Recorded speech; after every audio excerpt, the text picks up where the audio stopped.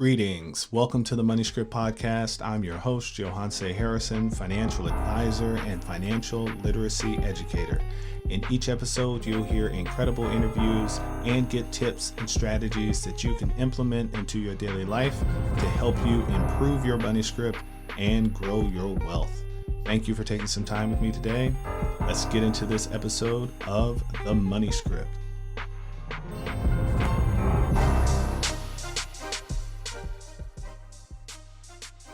Welcome back, everyone, to the Money Script Podcast. So good to have each and every one of you here with me today. Hopefully everyone's staying healthy, keeping your hands clean, staying home if you're sick, all of those things. We're learning a lot about this virus. It's a very dynamic and very fluid situation here in the United States, across the globe. It's a global pandemic. And like you, I have a lot of questions. So I decided to call an expert. I reached out to Dr. Fagan. Liz, or Elizabeth Fagan. I've been in an ER position for more than 25 years. Liz is my go-to for all things medical. Liz, tell us, educate us please on what's going on with this COVID-19. So coronavirus was discovered in Wuhan, China at the end of 2019. And I think the most important word in its name is novel, meaning new. So while we have lots of coronaviruses, in fact, the common cold frequently is a coronavirus, but this is a new one that we had not seen before. So that's why it was novel. And it has been renamed now COVID-19 rather than coronavirus. It's a respiratory illness, and it is spread by respiratory droplets. So technically not airborne in the way that some other illnesses are, but the droplets come out when somebody coughs or sneezes. So if you're within 3 to 6 feet of someone, you could potentially inhale those respiratory droplets. And then more importantly, when somebody has respiratory droplets, they cough or sneeze on the surfaces, you can pick them up there by touch. And so since it's a novel virus and no one has seen it before, none of the people in the world have an immunity towards it. That's why it is particularly contagious. Because most other illnesses, people have had some exposure and or vaccination to, and so we don't see the high rate of contagion.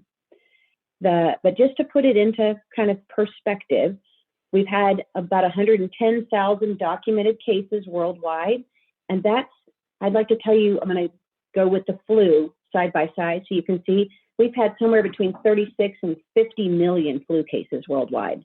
Wow. At the beginning of this week, it was 34 states plus DC in the United States had a little over 500 cases with 19 deaths. The flu has had 22 to 50,000 deaths already. So just to kind of keep it in balance, right? The flu is also a virus. Of the 19 people who have died, 18 of the 19 deaths were in Washington. 1 death was in California, and almost half of the cases of COVID-19 that we have in the United States have been in California or Washington. So who is getting this virus?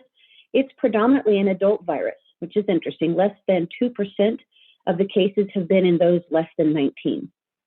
The risk increases as you get older, specifically after age 60, and the risk continues to increase as you age, and the highest risk is those patients greater than 80, especially if they have serious underlying illnesses. And those would be diabetes, heart disease, lung disease like emphysema, asthma, cancer, etc. And so your greatest risk is if you are exposed to someone who is sick, obviously, and that you can catch it that way. China's results are what we are basing it on because they have the longest history of it. And obviously a novel illness, we are talking about a history of 4 months. 80% of their cases actually were mild and everyone recovered. 15 to 20% of those cases had serious illness, again, predominantly in those high-risk categories. Any questions about that so far? It seems like a lot of the panic, I mean, the fear is real. We don't want anyone to get sick, but if we put it in perspective with some of the other viruses that we deal with on an annual basis, I mean, so far it doesn't sound as bad as maybe the media is making it sound. or not just the media, but people, because one of the things I noticed is that, what was the swine flu virus? So the swine flu, is that H1N1? Do I have that right? Yep, from 2009. 2009. So interesting statistic. In 2009, Facebook had about 125 million users. And today they have, I believe it's just shy of 2.5 billion. So I think that part of what has happened with this, because I've seen the images of of stores being out of toilet paper. I've seen the images of stores being out of feminine products and out of water and things of that nature, because those images are recycling themselves all over the internet, and then the news picks it up because it's good news, and then the market's going down. It seems just like a perfect storm that could maybe drive this a little out of proportion, but still it's a serious virus nonetheless, because I don't believe you said it, but I think I've read this myself. We don't have a cure yet. We're working on it. So there isn't no cure and no vaccine as of yet. I think that a lot of the fears that are coming are that the influenza mortality is 0.1%. And the concern is that the COVID-19 may potentially have a 4% mortality risk. Now, that risk in and of itself, if you look at what's been going on in the United States so far, is that the recommendations from the CDC and the health department, who at this point we need permission from in order to do the testing from the hospital side, are that we are testing those who are hospitalized. And so we are testing a sicker population of the people who may be infected. And so I'm not certain that we actually have the true extent of COVID-19 for the United States as of now, because we haven't been testing widespread like we do with the flu, those who are mild to moderately ill. And so there are some people who are predicting that the mortality rate will come down as we start to test more of the people who are not as sick, which is the way we test the influenza virus. Got it. So that sounds like we just won't know. We just honestly won't know until we get some more time under our belt, so that we can determine what is COVID-19's impact on the United States going to be. Now, one of the questions I'm going to kick out my cat who's trying to have their say in this conversation. Well, that was actually another question that I received is, because some of the rumors that have come out is that this comes from this virus that lives with bats that are in the caves of China or something, and then you have the movie of what was that, Contagion, which displays that same thing, a bat and a pig, and a pig eats the bat's feces, and then I know I'm giving away the movie. Sorry, everyone. Everyone's seen it by now, but and then the pig. No, so yeah, coronaviruses frequently come from an animal reservoir and come across, and so there is the thought that this did originate in an animal market in Wuhan, China, and crossed over into the human population. But now it's human-to-human transmission, not animal to people transmission. So you don't need to worry about your pets and things like that in the United States. Got it. So with it living on, or the virus surviving, as you said, on surfaces from droplets, I know unlike the back of some cleansers, and I think Clorox was in the news about this, the back of the cleansers lists that it kills the coronavirus, but that's not technically this coronavirus, because you said this one is, or excuse me, COVID-19, because it says coronavirus, but it doesn't say COVID-19. So are we confident that it should, yes, it should still work. Any alcohol-based wipe or spray, as long as it's greater than 70%, should kill the virus on the surface. Give it about 60 seconds and then dry the surface. And it's one of the things I wanted to talk about. And all of the information that I am giving you today came from the CDC website. So it's a wonderful resource, and people should use it regularly and freely. They update it almost continuously. But the things I'd like to talk about too would be how to keep you from getting sick, and then how you can prepare for what may be, kind of a rough few weeks as we kind of navigate through this novel pandemic. And the main thing is, if you are sick, you need to cover your cough and sneeze, right? Cough into your elbow, carry a Kleenex, cough into the Kleenex, but try and avoid coughing into an open hand, because then you will just either touch your face or touch a surface, touch something else and spread it, or just coughing or sneezing into open air, because then you are spewing out respiratory droplets to land on other people and or surfaces. Don't share eating utensils, cups, towels, or bedding with others. And then clean all high-touch surfaces at least once a day. And high-touch surfaces would be things like your counters, tables, doorknobs, the flusher button on the toilet, sink handles. Just take a look around your house and see what surfaces get touched all the time and clean those regularly. When you are out and about, avoid contact with sick people. Respiratory droplets typically will not spread beyond 6 feet, so keep a minimum of 3, but preferably 6 feet away from someone who is sick. Wash your hands as often as possible. Use hand sanitizer. Try to avoid touching surfaces in public places. So if you think about maybe you could use a pencil to press the elevator button. Don't touch the handles in stairwells. Right? Use a piece of Kleenex to protect you and your hands when you're using doorknobs. After you've used the restroom, I know that all of you are good about washing your hands, and I would love to tell you that the rest of the world is too, but they are not. So after you've done washed and drying your hands, carry the paper towel with you to the door and use it to open the door as you go out, because not everybody is as attentive to hygiene and cleans their hands. I noticed I was out, went to a coffee shop a couple of days ago, and when you pay, they have the iPad and they wanted you to sign the iPad. And I just kind of looked at it like, I don't really want to touch that right now. Can I do something else? And she said, yeah, Apple Pay. And I said, why didn't you say that? So the beauty of the Google Pay and the Apple Pays and those that are non-touch is you don't have to press in your PIN number on that PIN pad that the person just touched in front of you, or even sign on the iPad that I'm sure they don't clean too often. So, no, I agree with that 100%. And if you do have to touch those items, immediately use hand sanitizer afterwards, and then allow your hands to dry before you touch anything else. And for parents out there, pay particularly close attention to your children, because their very nature as their brains grow and mature is exploring their environment, and they frequently touch their face and their hands, and those are high risk for sharing. Luckily, the virus does not seem to be particularly targeted at children, but we would like to try and keep them all safe. But couldn't a child still carry the virus, though? You said, I mean, Yep, theoretically they could. So okay. Is it that the children aren't getting it, or is it they're getting such a mild case that we don't notice? Those are some of the questions that we'll have answered as we start to test more people. And then we will get a better handle too on, because typically if you've been exposed, you can become ill anywhere from 1 to 14 days.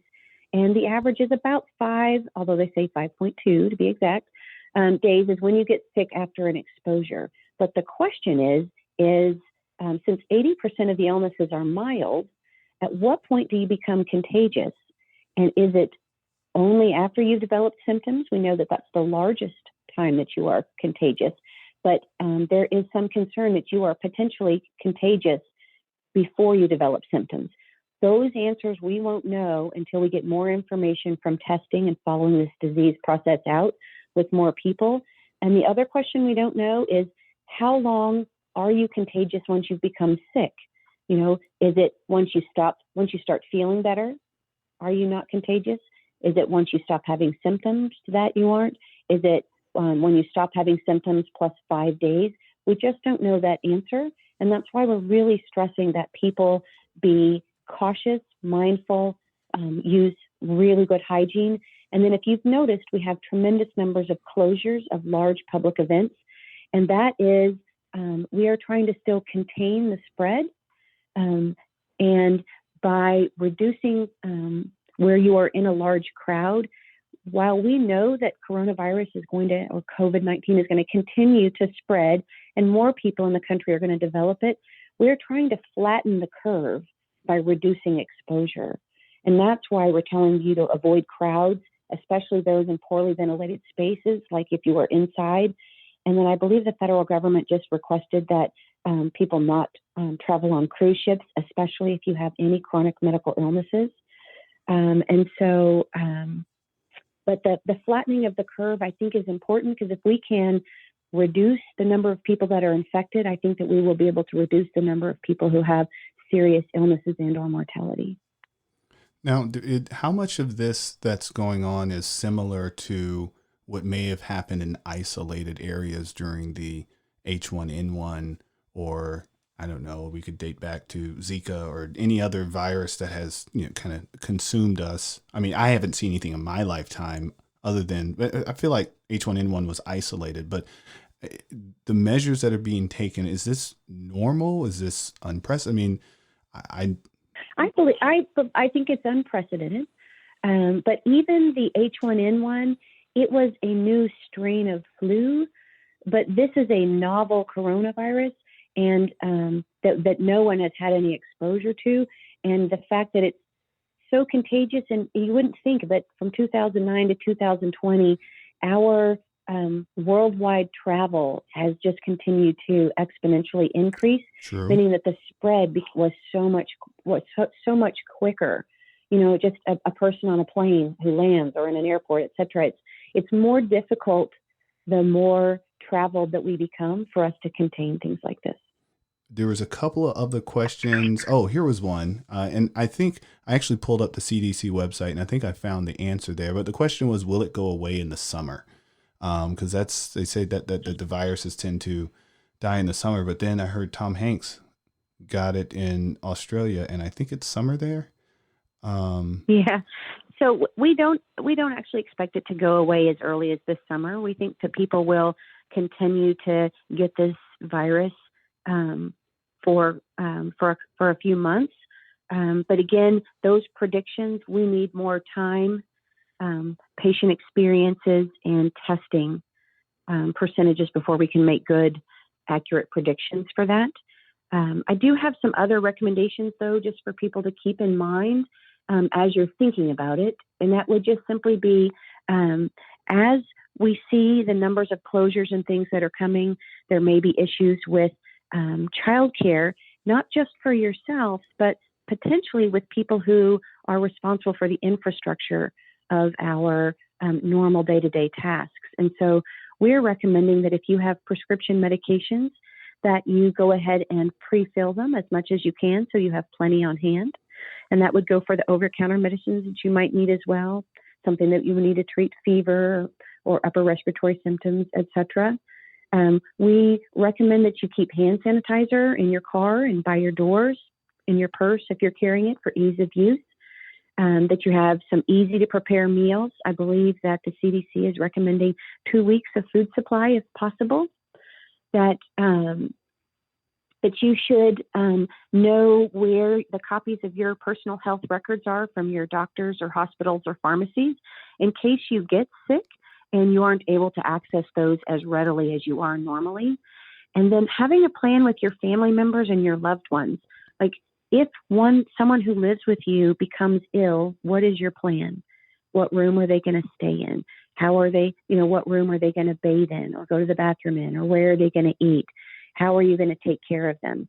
It's nice to know that everyone in your household and or friends or family that you may be responsible for if they become ill, to have a complete list of all of their medical conditions, a complete list of their medications, including the dosage, the frequency, the instructions, and the indications. And then lastly, the names and phone numbers of all of their healthcare providers, so that you have that information on hand for someone that you wouldn't typically be responsible for their healthcare, if you have that. And then if you are a single parent or a dual parent home, do you have a plan if you and your significant other, spouse, partner both become sick? Who is going to come and care for your child? Do you have backup plans for things like that? And I hope that you never have to use any of those backup plans, but I'm a big fan of knowing the plan so that just in case it happens, you're prepared. Well put. Sounds a lot like financial planning. I love it. Knowing the plan, just in case. Well, again, thank you so much, Liz, for spending some time with us, helping us to find some good resources for information about COVID-19. I will practice using the new name as well. And thank you for the tips. That's something that Alicia and we had a long conversation about last night, and we realized there's a couple of holes in our plan. We said, we got to close those gaps. So we'll figure it out. Oh, I almost forgot. I forgot to mention one thing. I did notice that today Delta cut flights by 50%. There was one other question that came in last minute, and it was, is it safe to fly? So obviously, just like we were talking about avoiding crowded spaces or avoiding being in areas with poorly ventilated space, obviously an airplane is basically a tube. So is it safe to fly? Certainly. Would I use hand sanitizer liberally? Yes. Would I keep my distance from people who are sick, coughing, etc.? I definitely would. This is not the time to be in the thick of things at the most popular place to have coffee or a drink while you're waiting for your flight, and probably not even the place to rush to the front of the line so that you get bumped and jostled by everybody that's there.